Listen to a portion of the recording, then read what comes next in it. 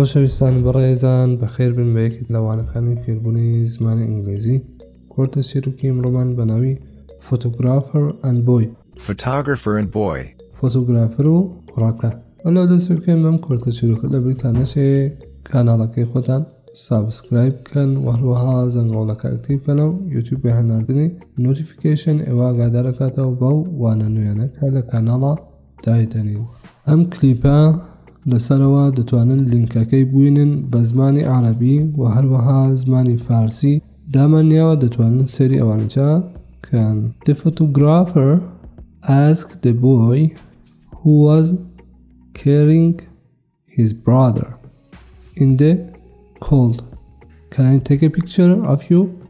فۆتۆگرافەرەکە asked پرسیاری کرد the boy لە کوڕەکە who was کە لە کوڕێک carrying هەڵی دەگرت his brother براکەی in the cold لە سەرما.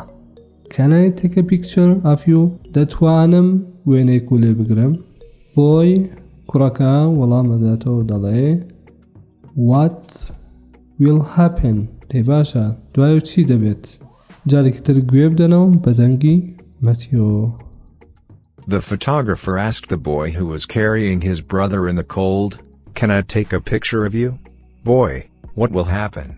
Photographer دەڵێتی I will help you so that people can see with what suffering you put your brother on your shoulder in this cold.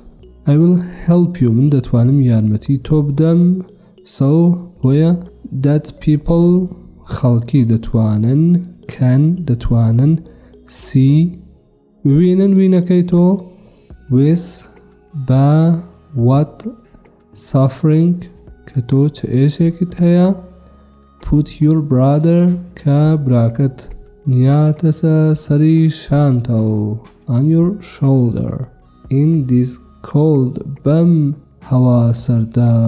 کوڕەکە دەڵێتی Can you help me with something else instead؟ ئەی دەتوانی بەجێگەی ئەو یارمەتیدا یارمەتی ترم بۆ بکەی؟ Can you help me؟ دەتوانی یارمەتیم بدەی with بە something بە شتێکی تر else شتێکی تر instead بەجێگەیەوە. فۆتۆگرافەرەکە دەڵێتی what help چه یارمەتی؟ جارێکی تر بە دەنگی مەتیۆ گوێ بدەن. Photographer, I will help you so that people can see with what suffering you put your brother on your shoulder in this cold. Boy, can you help me with something else instead? Photographer, what help? Boy, my back hurts.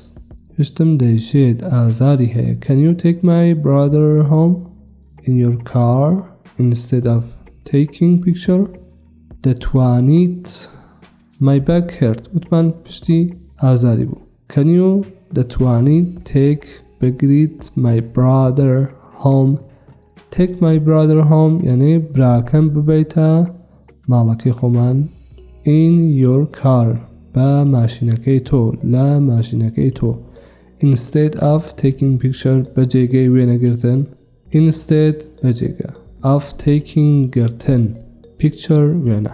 Photographer دەڵێتی I'm sorry I'm in a hurry دەڵێ ببورە من پەلەم هەیە. جارێکی تر بە دەنگی مەتیۆ گوێ بدەنەوە. Boy, my back hurts. Can you take my brother home in your car instead of taking pictures? Photographer, I'm sorry, I'm in a hurry. Moral of the story خاڵی گرنگی ئەخلاقی چیرۆکەکەمان moral ئەخلاقی of the story لە چیرۆکەکەی ئێمە. Be honest with people لەگەڵ مردمە ڕاستوێژ بین. Be honest ڕاستوێژ بە with people لەگەڵ خەڵکیە and show that people help each other و پێیان نیشان بدەن کە خەڵک یارمەتی یەکتر دەدەن help each other یارمەتی یەکتر دەدەن. Moral of the story: be honest with people and show that people help each other. خۆشەویستان بەڕێزان هاتینە کۆتایی ئەم کۆرتە چیرۆکە. ئەگەر ئەم چیرۆکتانە بەدڵ بووە ئەوە بە تەئکیدەوە لایکی ئەم ڤیدیۆ بکەن، دەبێتە دڵخۆشی بۆ من کە بتوانم وانەی زۆرترتان بۆ دابنێم. هەمووتان بەخوای گەورە دەسپێرم. خۆتان لەگەڵ.